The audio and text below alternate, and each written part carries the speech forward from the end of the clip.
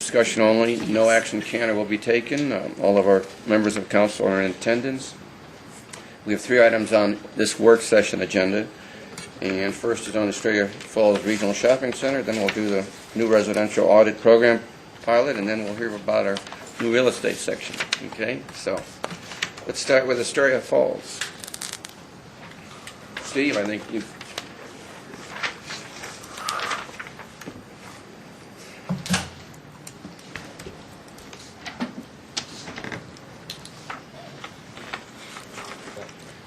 Thank you, Mr. Mayor, council members. Tonight, this discussion is on the site plan for the regional center, 106 acres located at Bullard and McDowell. Site plan was approved by the City Council a year ago, October, and since that time, Westcor has made a few changes to the site plan. Staff has reviewed those changes, and per zoning stipulations, we forwarded those to the Planning Commission, and they have approved those changes as well this past July. Staff and the Commission, we found those changes were consistent with the main design theme for the center. The center keeps its open-air concept and pedestrian orientation. Mr. Mayor, if I could, I'd like to introduce Garrett Newland, who can go over those changes in more detail. Okay, thank you.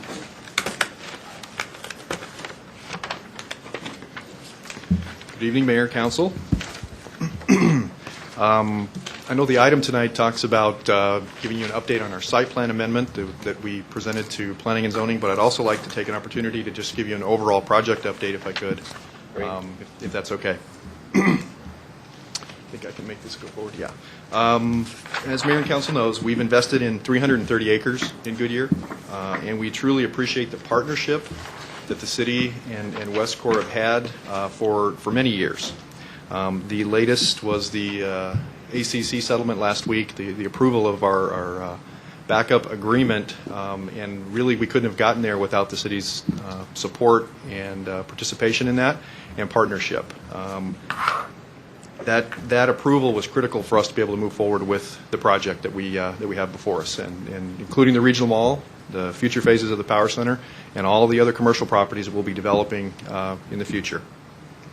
Mayor and Council know all about the improvement district, and the improvements, if you've been out there recently, I'm sure most of you have, are looking pretty good. McDowell Road, Bullard, the 150th, the regional wash, all looking great and headed toward a completion, I believe, in this coming spring. So we're all obviously excited about that. Other important projects out there for the regional mall include the Bullard interchange and the I-10 expansion over time are going to be what helps make this site the #1 commercial core for the Southwest Valley, not just for Goodyear.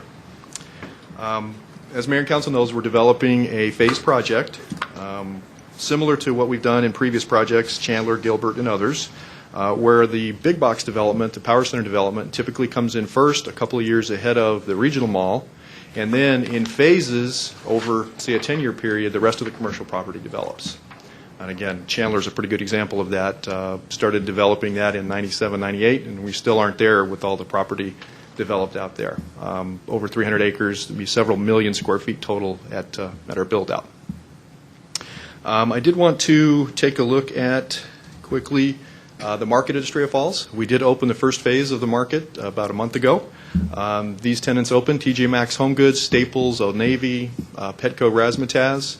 We've announced some other retailers, and coming soon are Bash's and Lazy Boy.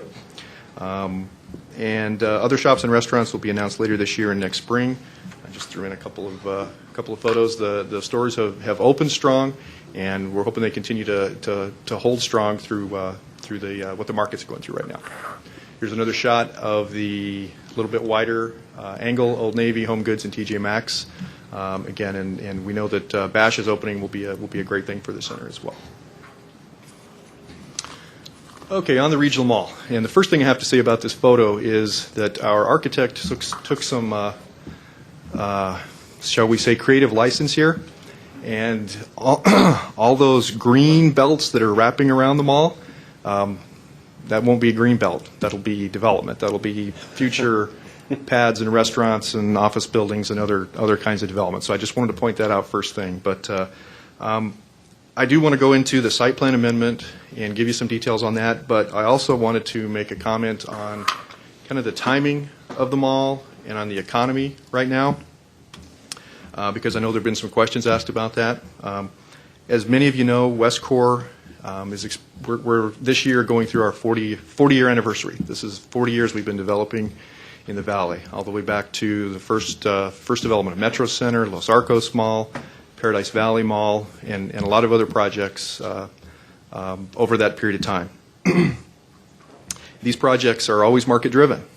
We always look at the market, including the demographics of the area, and our retailers. I mean, our first customer is that retailer that opens a store and then sells to the consumers in the market. And so we're always building and delivering to the market.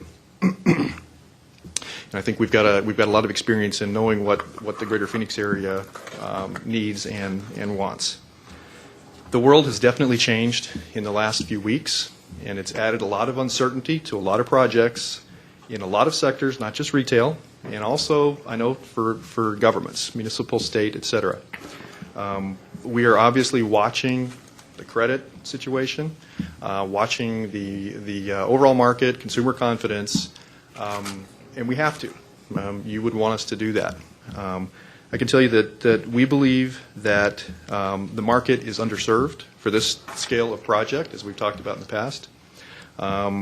We build for the long term. You know, Westcor doesn't typically build and then sell a year later to someone else to manage and then continue the project. You know, we develop it, and then we're a partner with the community for 10, 20, 30 years. It will be no different here at Estrella Falls. We have commitments from our major retail partners, and we're continuing to move forward for a fall 2010 opening. That's where we stand, and we're continuing to move forward. And again, we want to thank the city for all the partnership and help that you've given us to get us there.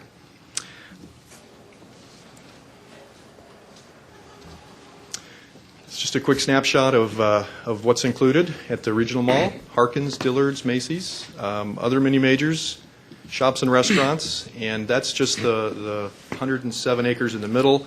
The peripheral pads, there's about 41 acres there. That'll be another 200,000 to 300,000 square feet again over time that are added right along Bullard and McDowell primarily. Okay, on to the site plan amendment that we made a couple of months ago, and just to give you an update on that. And what we've done is, again, responding to what our retailers want and trying to make sure that we're adding the right kinds of amenities into the project. In any of our projects, whatever scale they are, you have to create a sense of place, and it's very important for a project like this that we do that. The changes that we made, I'll just run through them very quickly. The northernmost department store, which is the furthest right on your graphic there, pulled into the shops. There was a street that went all the way through. We pulled it into the shops. Again, that was their request. They wanted to be closer to some of the action of where those retailers are located already, the shops. That created a street called Palm Lane, and I've got a couple of graphics to go through in just a second.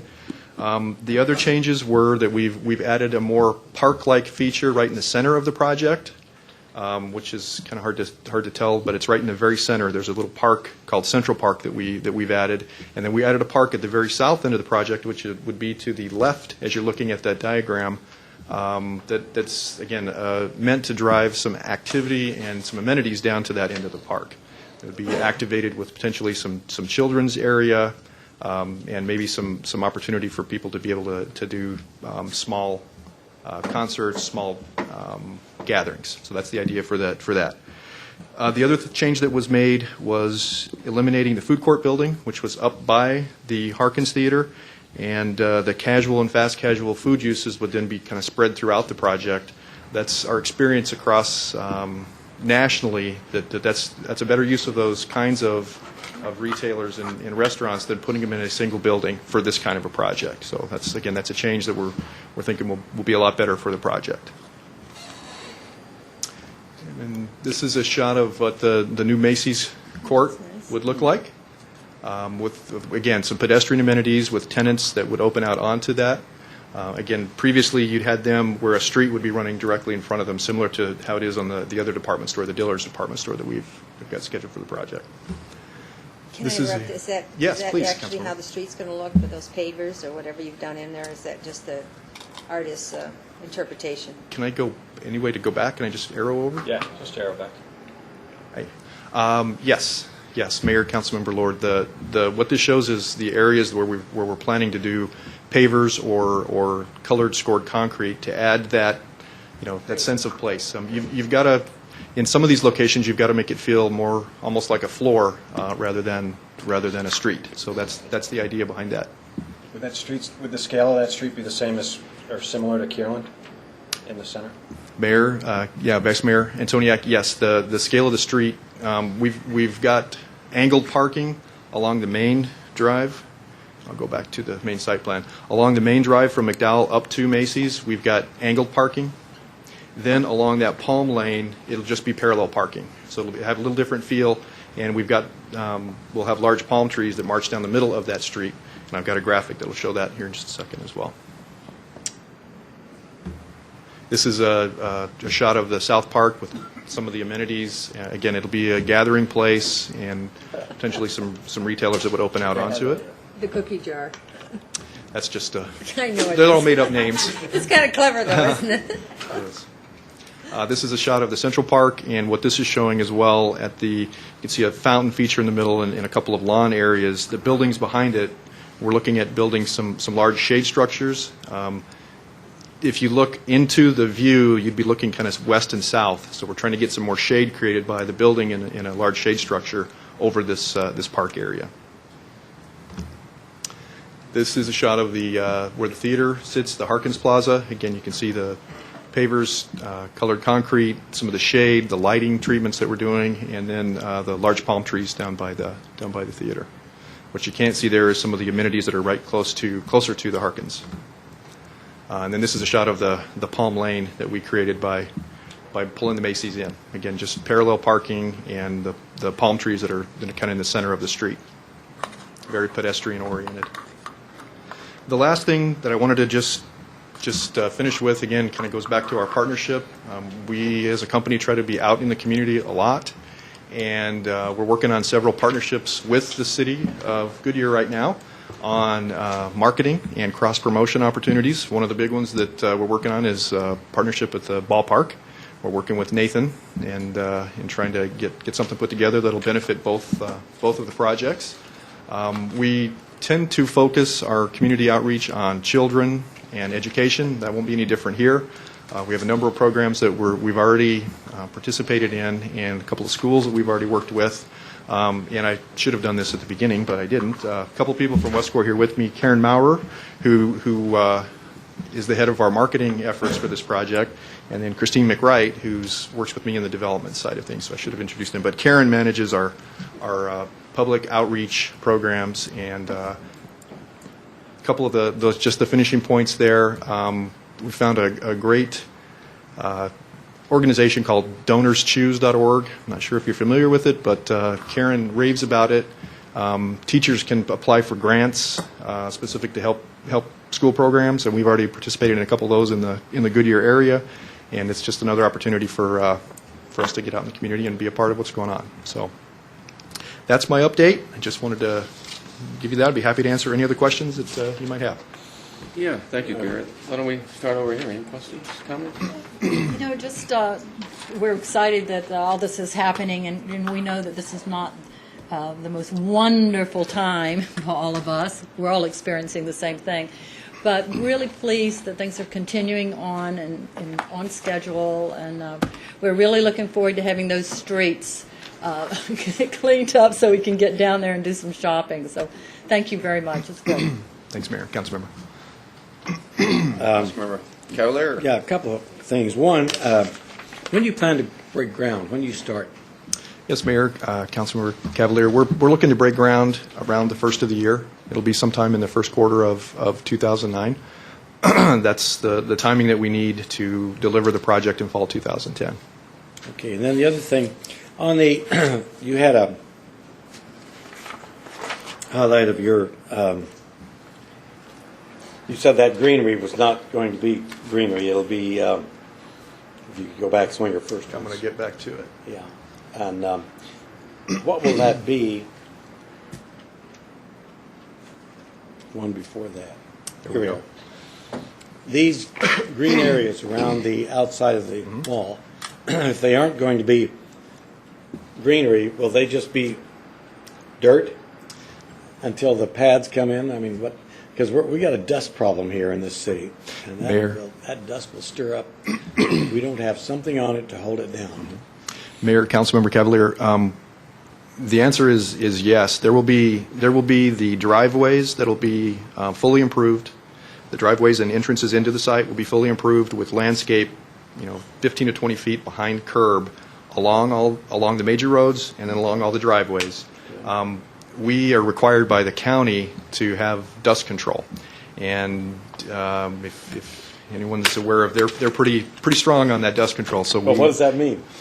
It'll have some sort of covering over it, Okay. such as decomposed granite or some other way to keep it from creating dust. We can't do that. Yeah. And then as each individual pad development comes in, it would develop. And I understand. again, Yeah, I'm very concerned about that because once we disturb this desert, which we already have, the dust storms come through and it's just magnetizes what is already there. So the PM10 is terrible as it is. agree. And my sinuses are so bad, I don't know if I can live in this country. So, no, this could be a problem. It's not, if there isn't something holding it down. Yes, Mayor and Councilmember, we will absolutely. Thank you very much. priority. Vice Mayor? I don't have any specific questions. He answered the one I was going to ask about the street. Okay. Councilmember Osborne? Well, you did hit upon my question. I was curious about the food court, and you've stated that nationally that seems to be a trend that's going that way. So that was one of my main questions. Also, kind of after going through your slides, it does look like you've tried to keep that aurora effect that you originally, right? It looked like that. I think everything else is looking good. Thanks. Councilmember Lord? Yeah, I'm really pleased. I was pleased at you saying you think it's on target, and we're going to start at the time frame. There's one thing I do want to point out to staff. I think that we'll have the advantage of being able to see your designs of your streets, and I would like staff to be sure they're taking some cue from that for our city center. When I see that you're doing some pavers and some other materials on those streets, especially the inner streets, rather than just cement streetways. So anyway, we're looking forward to that. We'll probably learn a lot from you. Happy to share that. Councilmember Souza? Thank you, Mr. Mayor. I'm happy to see what the future holds for us. And it's important for the city because people are constantly asking council, when is this going to open? When is it going to be there we can do some shopping? It's important for them, and certainly it's important from us from a monetary standpoint. We appreciate you keeping on schedule. 2010 I'm very happy with, and I hope I'm one of the first shoppers. Thank you very much. Thanks a lot. Thank you, Mr. Mayor. Thank you. Just a couple quick questions, Garrett. You had, one of the amendments is a future retail parcel down by the South Park. Can you say anything about that, or? Yes, Mayor, on this graphic that we've got up right now, you can see where there's a lower building right in the center there as you look at it toward the front, and then there's a park right behind it. Yeah. The building to the left, we didn't have that on the original approval. We actually had buildings right there facing into the street. So we asked for approval to add a building up to, I believe, up to 50,000 square feet on that pad right next to the park.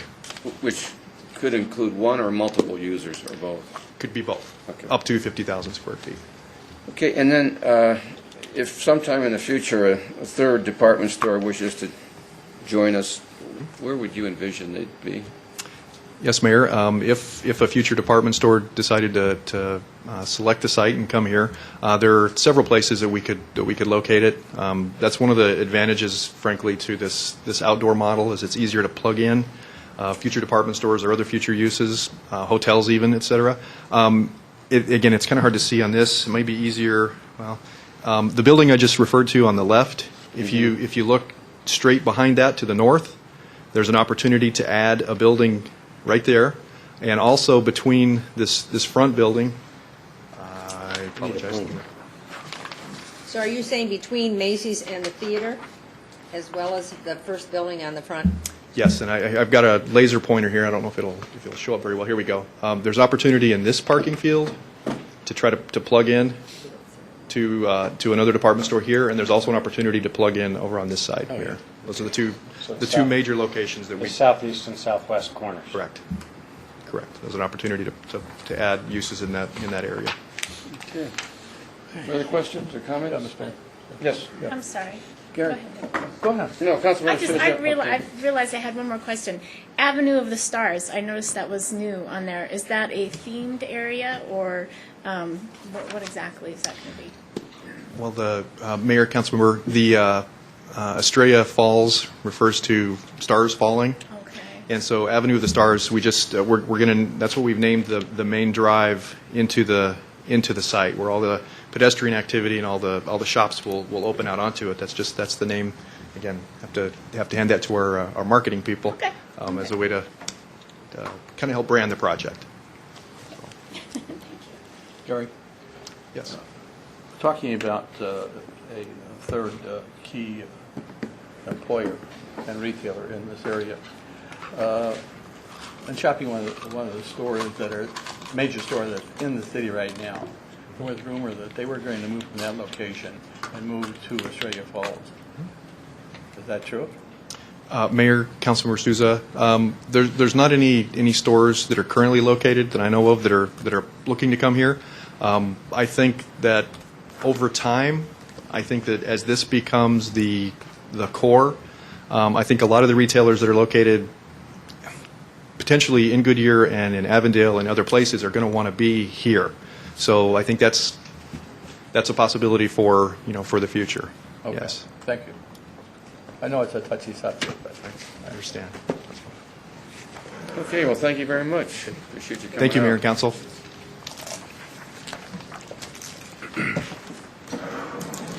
Okay, now we'll move to the residential audit program. Sandra?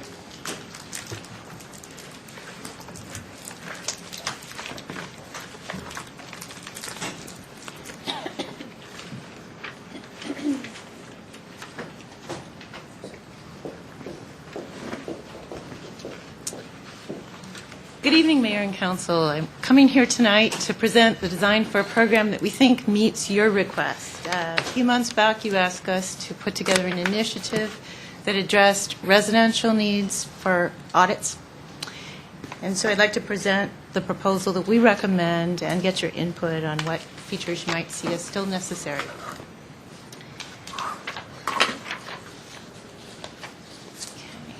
This program has been designed around some information we have on usage within our community and the experience of other cities that have used residential audit programs. We know that here in Goodyear, our residents are using a little more than half of our water, and they use the majority of their water outdoors. So an audit that places an emphasis on the outdoors is the one that's most likely to serve our customers well. So that's what staff will be recommending. These are common service throughout the valley. Usually they are presented by staff within the department. We don't have that capability just yet, so we have put together a proposal package and have a contractor who's interested in providing these services. We know that one-on-one irrigation audits are very effective. Education, indeed many of the conservation experts I spoke to across the country said it's their single best tool to get improvement in water conservation efforts by individuals. So the elements that we're proposing are pretty short and sweet to explain. We're suggesting that we use a very short indoor survey. Most of us have efficient appliances because they're fairly new. So we'll also ask that our auditor go through it and make a checklist of those water appliances that are in the house that will help us with forming future initiatives.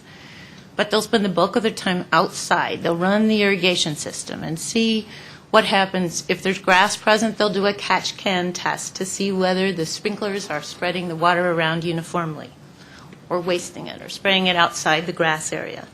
They'll check and see in some of the areas whether all the emitters are working and the pressure's up for the irrigation system. They will also check the timers to make sure that they have a reasonable setting and offer to help the customer reset them if that's appropriate. That all should be completed within an hour to 1 3/4 hours, depending on the size of the property and the garrulousness of both the auditor and the customers that are involved. We will ask that the contractor does the actual scheduling of individual appointments, and they're experienced in doing this from a long distance. They've had out-of-state contracts previously. We will, however, set the time periods in which they can actually set appointments. That is, we're not going to have these staff right here on site all the time, so it would be cost prohibitive to just let people pick any time. So what we're thinking is that the staff would recommend that we select intervals, say a Wednesday through Saturday period, 2 or 3 times a month, and ask people to indicate which of those times they prefer, and then schedule them into those. If we set up just a couple months the first time and then respond by setting the schedule to favor the most popular times, we think serve our customers well without raising the cost of this contract to levels we couldn't find cost effective. In other areas of the city, in the greater Phoenix area, I'm speaking of when I say that, communities find that they can get 100 to 200 requests per year, but that's pretty much the maximum, no matter the size of the community. Whether I'm talking to my colleagues in Scottsdale or Mesa or Gilbert, they all say pretty much 100 to 200. So we can reasonably assume that we won't see more than that in a pilot period that we might put on. The greatest savings generally come from those who are high consumers. They're most likely to save by participating in an audit. 3/4 of them will show savings, and it drops to somewhere in the vicinity of 64% of participants if you're talking about folks who are not already high users. So staff are recommending that due to our funding sources as an enterprise system, that we set our pilot up in the service area, and that we anticipate that we'll serve a maximum of 200 customers. We'll be prepared to handle between 100 to 200 within the time period we're proposing, and we're open to other recommendations, but that's our initial suggestion for structure.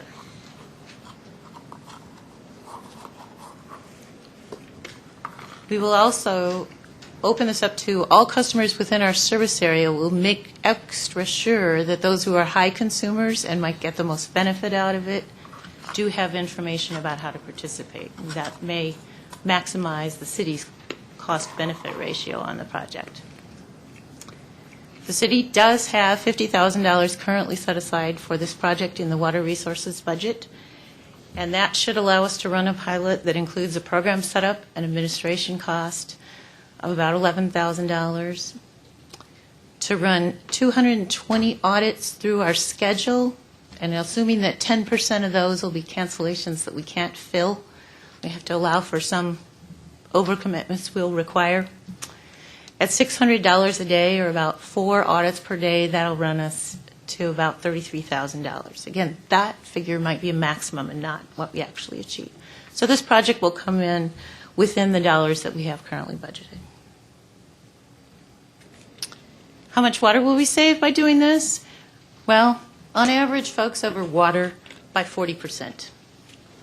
So we didn't assume that we could recover all of that savings. We know that on an audit, the range runs anywhere from 4% to 70% savings for individuals who actually save, and some folks do not, because they find out they're deficit watering and they're perfectly comfortable with that. If they water to recommendations, they start increasing their water.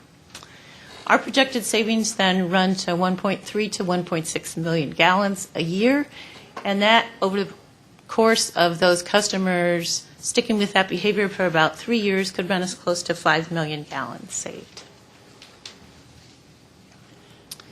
We're suggesting a fairly aggressive calendar to get this in before the fiscal year ends and use the funds to get the maximum benefit for our residents. So we'd start in January, and then as you see, we'd up the frequency as need be throughout the springtime. I'm open for suggestions and your pleasure on whether this proposal meets your requests and needs. Okay, let's start with on the left side this time. So this will not be taking place north of the freeway then? It was just the service area, like you stated? We're open to considering that if we can identify some funds outside of the enterprise to do that. We have 3 suggestions that council might consider if it's your desire to consider funding it beyond the service area. Gotcha. And I noticed that a majority, or I shouldn't say majority, a great deal, 80 people or 80 residences between January and March. Do they find that even though in our area where obviously water gets probably used more during the hotter months, the audit wouldn't take place then, but more in the winter months? Is that? Mayor and Council Member Osborne, the reason the schedule looks like that is because we'd like to take advantage of the funding we have this year. It's true that most people will be most interested in this program when they are doing their heaviest watering. So if we had the funds assurance to run it from May to September would probably be the best option. However, I think we can build from a small start in the winter rainy season when people do some people still water. Although I suppose if they see a savings in that season, they can certainly imagine what it would be in the hotter seasons on the savings. So Joanne asked the other question I had, so thank you for your presentation. Councilmember Souza? Thank you, Mr. Chair. I'm concerned that we're not including the Lipscomb area, because all you have to do is drive through our area, and just water is running all over the place. I know that we've included them now in the warning them about the usage, but still, that warning has not taken effect. Yesterday, I toured my area, and I saw about 10 homes that are overwatering, and the water is running from their yards down into the street and consequently down into stores. Wasteful, very wasteful. And if we're concerned about saving water, then we should seriously consider, not in the future, but the immediate future, including our areas, the Lipscomb area, in this type of program. Thank you. Well, Mayor and Councilman Sousa, we would be happy to consider that. We don't have funds in our budget that would cover it, but one of the options that's available would be to have customers all share in the cost of this initiative so that they could be asked to, say, put just a co-payment to it as if they were doing a medical appointment. And that would generate some funds that could be used for other customers who might be from outside our area. What about That is having the customers subsidize folks outside, and so that's not the most attractive option, perhaps. approaching the HOAs? Because they have their common areas in which they water. And so that would show an example to the community if the homeowners were monitored and found out how they could save water. And that would be something they could pass it on to their community, which in turn might generate some interest. Mayor and Councilwoman Lord, I'm not quite sure what you're asking the HOA do then. I'm asking if the HOAs pay for water for their common areas. Right, I understand. So if we show them a way to save for those common areas, it would seem to me that that information would translate to the community as a whole. And we are pursuing some initiatives directly right now with HOAs and encouraging them to save. But I was saying in Have the some. north, if Right, and we would be couldn't do encouraging individuals, those. maybe we could do the pilot program with the north HOAs and show them an example. And they of could that. be sharing and doing the example. I understand that. Another possibility is that customers north of the freeway actually pay full freight because we don't have the monies in our budget, and so they pay $150 to participate in an audit. I feel fairly confident that if we did that, you'd only be getting people who really feel they have a very high bill, because $150 would be considered a pretty good stiff cost for participation, given that other cities do give this away for free.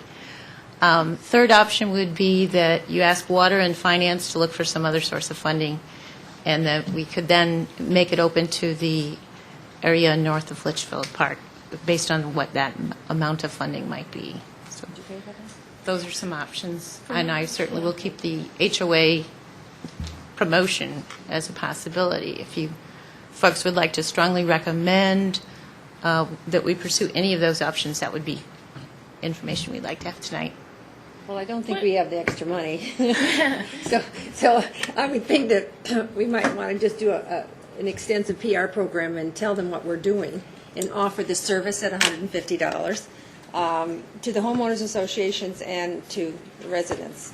Well, maybe part of that discussion or that promotion could be that, you know, hey, resident Joe, if your water bill is typically X amount, you're probably overusing, and you may see this $150 as a benefit for the annual consumption of your water. You know, I mean, maybe that's what it, if somebody says, oh, my water bill's only, you know, $40 a month, what do I care? But if somebody says, you know, if your water bill's, you know, $80 a month, you might benefit from this audit, you know, so that might be part of that. Okay.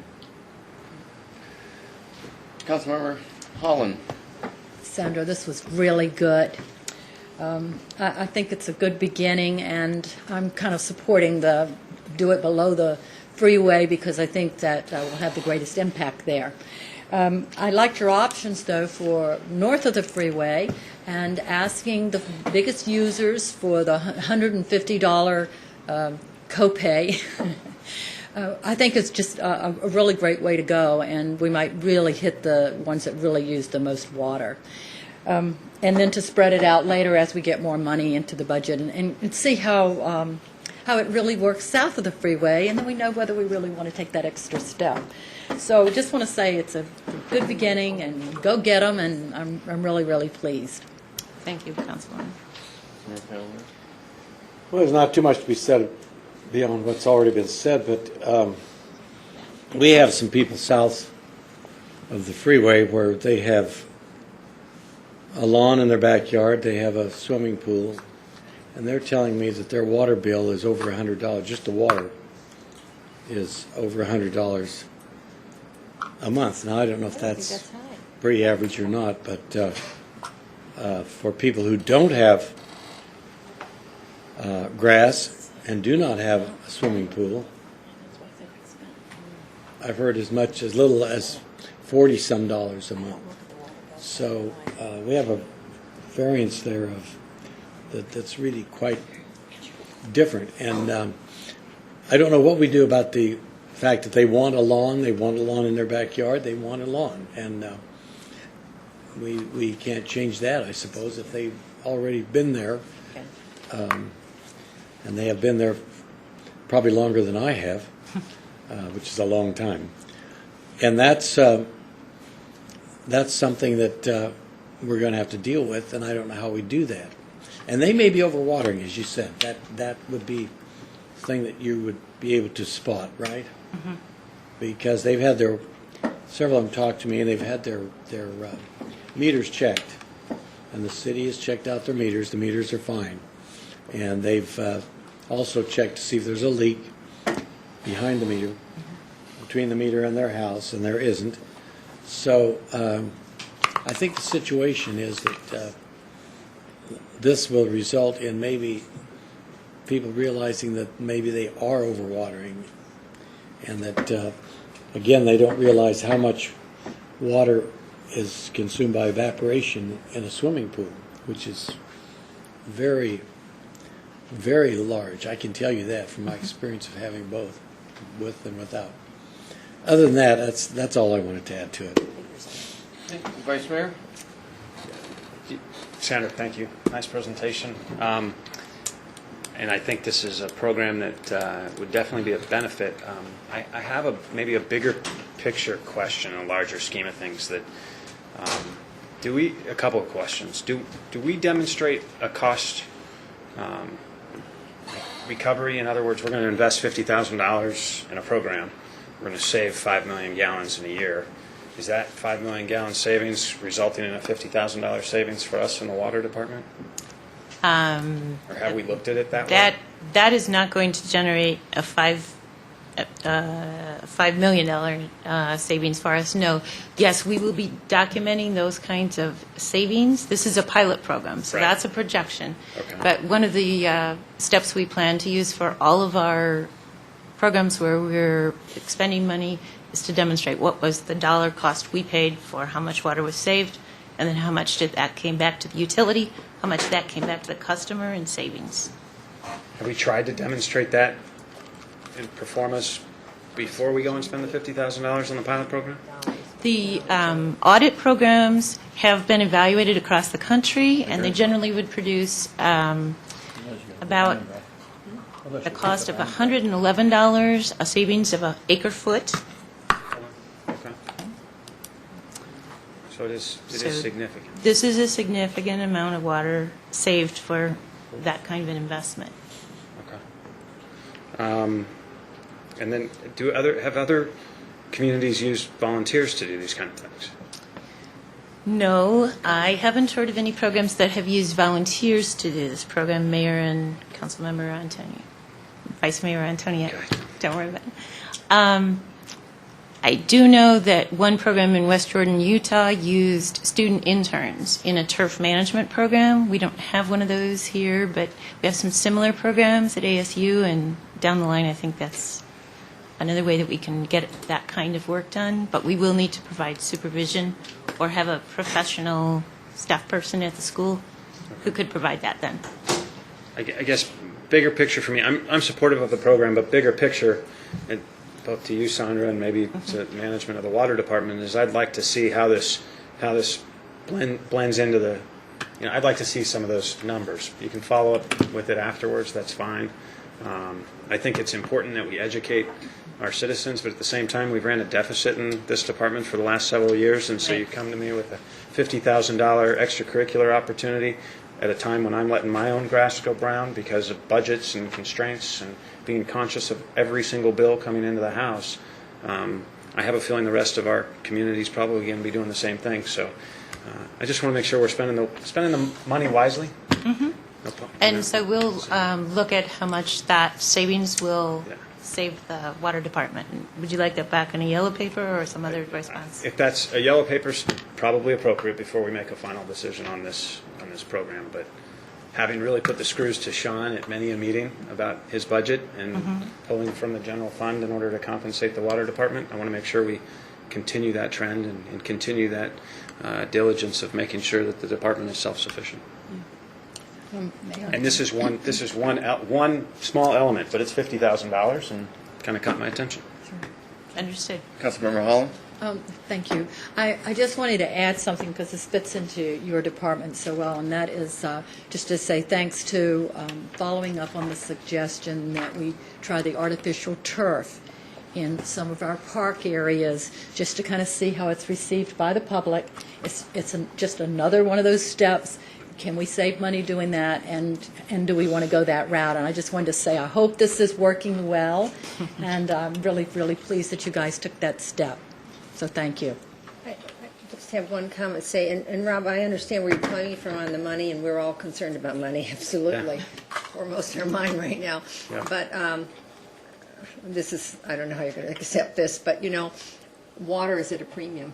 I mean, it's hard to get water, and it's going to be harder as the time goes on and to get good water.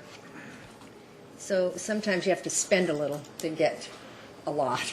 And in this case, is that I think we will be able to find the dollars easier in the future than we're going to be able to find the water. If that's what I have been reading about, is that our big concern in Arizona is water, and will continue to be. And as we populate more, it's going to even be more of a problem. So sometimes in certain areas, I think we have to find the money in order to have these conservation programs. So granted, right now, you're absolutely right, we are struggling, but I don't I disagree. don't know if we can put a price on water, Well, I if don't- I'm understanding what the future's supposed to bring. Right. I don't disagree, but at larger budget scheme of things, I mean, was in the car back and forth. I think I put 200 miles on my car on Friday, and the municipal budget question kept coming up. We're going to be paying higher interest rates on muni bonds and development bonds and a variety of other things. And so we're going to have higher interest carrying Absolutely, costs yeah. on projects that are going to impact this department. So I want to make sure we're diligent. I don't disagree. We got to spend the money in order to save the money. But we've also got to be aware of short-term implications. Okay, just two quick questions. How do we ensure that we do this fairly, that the 200 people are fairly selected? And Good question. Mayor and council members, what we're planning is that we would first announce it through the in-focus and through the press, so it's widely available information that's not really focused down to any one segment of the community, and also then promote it to some of those high consumers by perhaps a personal letter, and we may also look at... how do you Okay. select the 200 winners? Okay. Everybody south of I-10 is going to want this. Why wouldn't they? How do you select the 200 to start Well, I with? think part of what I would anticipate we will do is we will take those appointments on the order that people request them, and first come, first serve. This is a pilot, so if we had an overwhelming response, what does that tell us? It's good news for such a program. It says there's demand out there, and we ought to look for more resources to expand it, if we find that it's in fact both water and cost-effective to do so. Well, to so the I wouldn't private be resident, concerned it's about that. cost-effective because it's not costing them anything. Right. Correct? Well, So- except they did already pay for it through their water rates, because the budget for Right. the city Right, to so will cover it. everyone else. Right, Yeah. yeah. But we have to be fair. There can't have any questions coming back, Yeah, why couldn't I do it and I Yeah. wanted to do it? Yeah, you're absolutely right. and The so. person taking those names better be correct. But what do you think about us having a training program to train homeowners to do this sort of thing? Actually, we are already putting together some classes, and one of them is on using your timer properly to set an appropriate schedule and what an appropriate schedule looks like. Another one is on basics of running your irrigation systems. So that's an idea I fully embrace, and we're in some senses already working on that one. Yeah, we can save a lot of money there. And this is not rocket science, really. No, it's not Just hard. people need to be trained on how to do it and how long it takes. It could be a couple classes, and then follow up. But people are willing to do this sort of thing, I think, and that saves us some money. Right, Saves and us some water, too. And we will be offering classes. We have some staff from the city, our irrigation staff here, and one of our horticulturists have both agreed to share their expertise through those classes. So that is a good way to expand it to those who are more comfortable in that setting. I think there's different audiences. Some would prefer somebody who came to their home, and some are more willing to learn the skills and get out there, and then they'll talk down the street, we hope, to their neighbors too. Did you say there were an ASU program that's in effect at the college? Mayor and Councilwoman Lord, ASU doesn't have a program of that kind right now. U of A has a turf grass program, so they're really the closest school that has exactly the same thing. There is an ASU program in water, as a water utility technician, and with some effort, we might be able to hook in with that one. It's not the closest by school, though. Might So be- those are things Might to approach 'em, investigate that I'm yeah. planning to do. Mhm. There's another issue here, too. With the cost, not so much cost, but the consumption of water that we're using in the residential area, and the fact that more than 40% of it is being used outside, wouldn't it be cost effective for us to run a double water line to some of the newer developments so that we are using affluent? Our affluent is now A+, so I don't know if that's cost effective, but the fact that we'd be saving water, as it is now, we have water going down the river that we could be using, that we just haven't put the pipes in, and we haven't facilitated getting that water to the open areas. In Australia, we've got all the grassy areas around both lakes, which is not on our well water. It's on a separate watering system. It comes from the lakes, and it's from the wells that support the lakes, and they're not our water wells, and so that water doesn't have to be purified, I understand. It may be to a certain level, but then we have the effluent that comes out of each of our water reclamation areas. It would seem to me that it would be worth it to look into bringing a double water line into the new developments. With the King Ranch not even being developed yet, that might be a possibility of a place where we would start. I don't know if it's worth that, if it's cost effective to do that or not, if the water department's even looked into that. But I'm just curious to know if that would be something we should look into for the future. Some cities are doing that now. They have talked about it. They have talked about it, so, yeah, it's one of those options. Right. Mayor and Councilman Cavalier, we have looked into ways to productively use our effluent, and current thinking generally focuses that on uses in bigger turf areas and areas like those homeowner associations that have big properties where it would be more efficient to bring a line in. But I know that conversation on that continues. I don't know if you want to add anything, Jerry?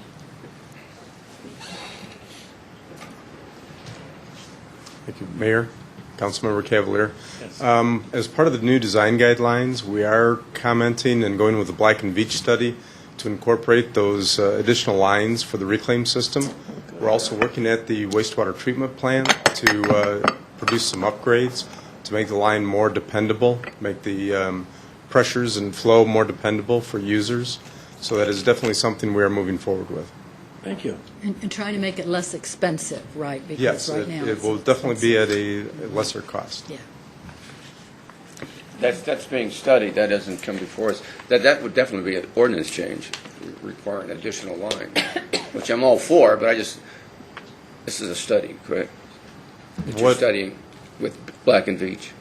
What, Mayor Kavanaugh, what the Black and Veatch study requests is that we move with two lines at different intervals. The potable system be placed on every street, the non-potable system be placed at quarter-mile or half-mile increments, and make those available to the larger areas, such as the common areas for HOAs and parks, etc.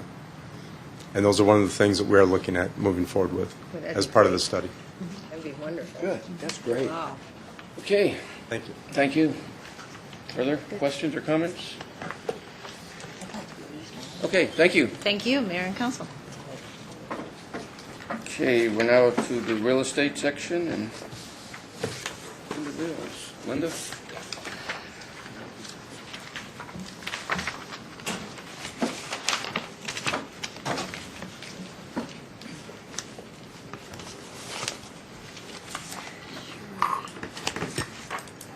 It would come up.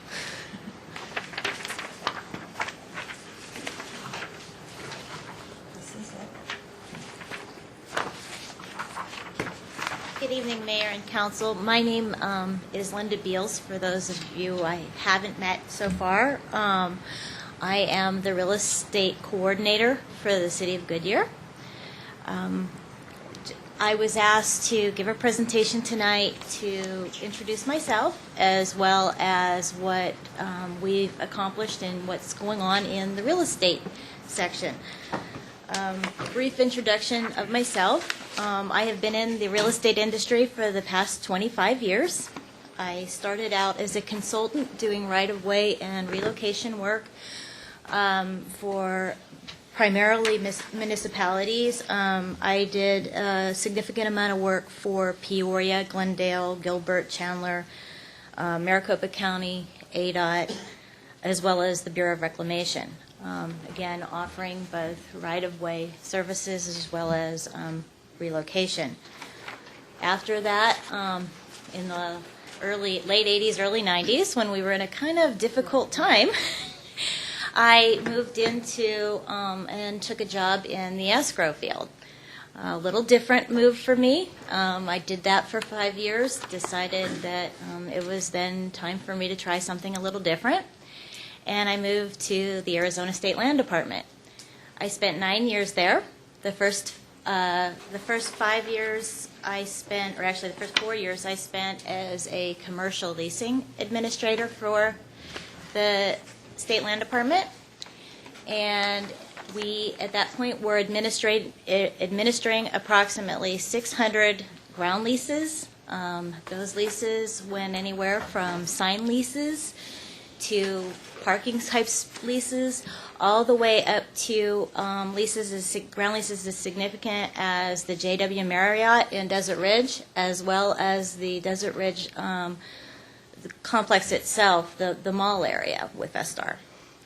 We did a significant number of ground leases with Westcor and had a number in the works even when I left.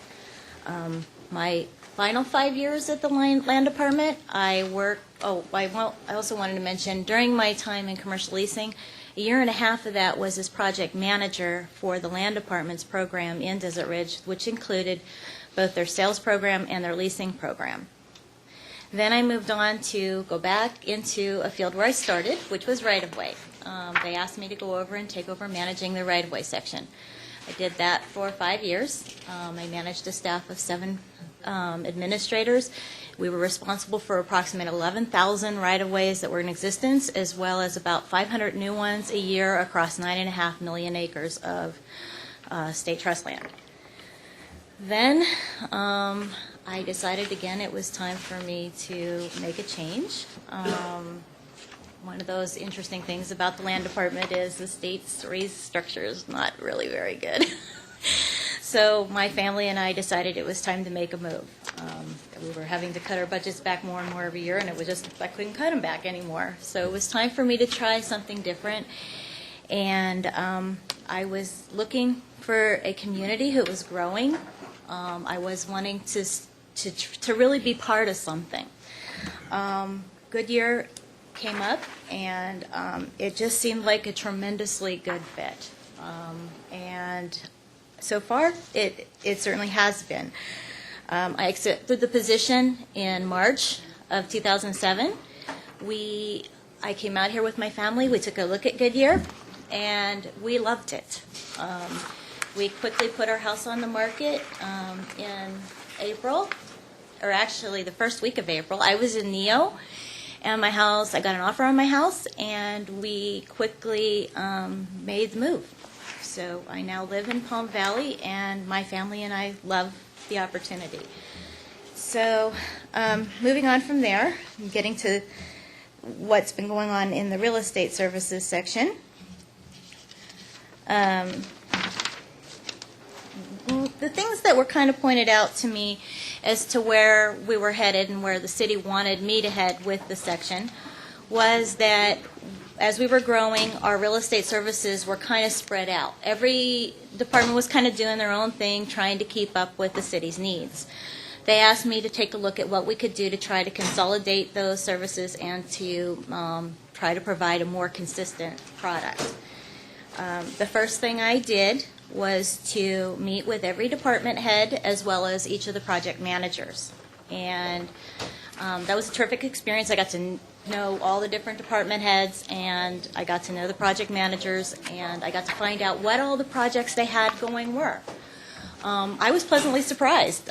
There was a lot of work out there, and it was really interesting stuff. The city was growing very quickly and is continuing to grow very quickly as far as all the different dimensions that we have going on, from commercial developments, our city center, our ballparks, and I was thrilled to find out that I would be able to take part in, an awful lot of different types of transactions, and hopefully able to add a lot to those transactions. One of the things that was pointed out to me was that there were some things that we needed to work on, that there had been some inconsistencies in the past. We've had to use consultants to do a lot of our acquisition work and a lot of our preparation work. Regretfully, sometimes consultants don't really understand our needs, nor do they take the time to explain to our staff some of the follow-through that needs to be done. And so as I came on board, some of the things I found out were there were a lot of pieces missing. We were sometimes acquiring things and forgetting to record them. We sometimes would go out and acquire things, but we didn't have an understanding that there may be debt on some of those acquisitions we were getting, and that there may be some risk involved, that if we didn't, if those people defaulted on those loans and we got an easement from them, or if we obtained other interest from them, that we may very well lose our interest. So some of these things, it's part of the learning curve. It's part of the learning curve every small community or growing community goes through. It was part of the same type of things I was running into in the 80s and 90s when I worked with a lot of the communities that were in kind of our same phase at that time. So those were the things that I was specifically asked to take a look at. I compiled a list of all the projects and immediately asked every project manager and department head, what can I do to help? Kind of give you an idea. So that kind of gives you an idea that that was kind of where we were headed. I started working through each of one of them. I looked at the open transactions and what kind of follow-through needed to be done. I did find that, for instance, Van Buren, it was a project we were rushing through very quickly, trying to get the added lanes that we needed and so forth. And our consultant had kind of left a lot of pieces out there. Those pieces took almost a year to clean up, just because they just kind of didn't tell anybody that, well, by the way, once we get these properties all into escrow, we still need to close them. And as anybody who's ever been through a real estate transaction knows, that once you put something into escrow, things still happen. It doesn't, you just don't throw it in the escrow and it closes. So we spent the next year or so working through those issues.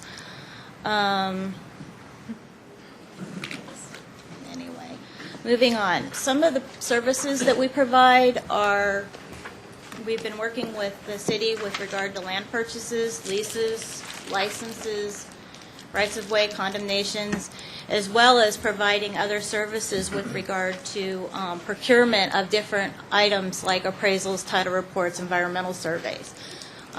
Some of those things, some of the appraisals we were getting weren't consistent. That was the other thing. We had various departments ordering different appraisals. Now I try to make sure they're all coordinated through me. We were literally having appraisals done side by side of each other and having completely different methodologies used and different values. So now we're making sure that when we have appraisals done in the same area, that we're looking at consistent ways of doing those appraisals.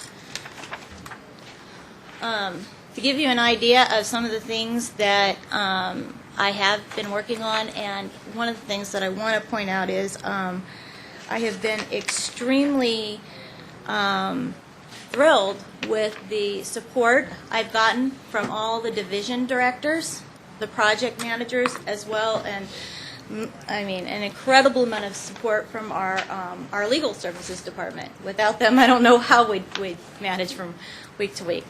But I've gotten an incredible amount of support, and I was integrated into their processes very quickly, and I was thrilled to be able to be part of so many of the transactions.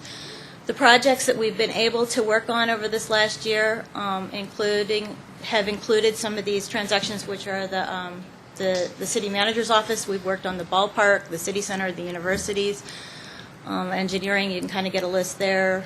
Water resources. I've been helping out in economic development as well as a number of the public works projects. This is just a list of the primary projects. I also take in phone calls from the public with, hey, we're getting ready to do something out here. What are the right-of-way, what do we need to do? Those kind of questions, as well as a lot of smaller projects. One of the things that I was happy to take part on was to be involved in some of the stuff you're going to see this afternoon, to be able to bring the commercial leasing experience that I've had with the state, and to be able to offer some suggestions as we work through that process to make certain that those leases are marketable leases, that they also that they'll work. because long-term leases are kind of an interesting animal. You have to make them so that they will work both from the lessor's end, our end, but we also have to make sure they work out on the market. That when the users come in, that they're able to get financing and that they will function. So hopefully I've been able to blend some of the experiences that we went through the land department. Their long-term leasing program is about 20 years old, and they've learned a lot of things through those years, what works, what doesn't, and I was able to hopefully offer some of those types of suggestions of the things that I had experienced there. Again, just to kind of recap, why we've tried to put this together is to provide resources to the various departments as they work through some of their transactions, to make sure the city is now offering some consistency in the way we approach our transactions, so the developers they get the same message over and over. To make certain that our acquisitions are completed and that we know the risks that are involved in these acquisitions with these developers, which will be incredibly important over the next year or two in light of the fact that we are in a difficult time and we may see some of these developers struggling to meet their loan obligations. Last item that I wanted to come up with tonight was some of the things that we're going to be working on are maps of dedication. We're going to try and put some more consistent language on those and make sure that because in the past sometimes developers are just kind of coming up with their own language and so forth, and we're going to try and work through those.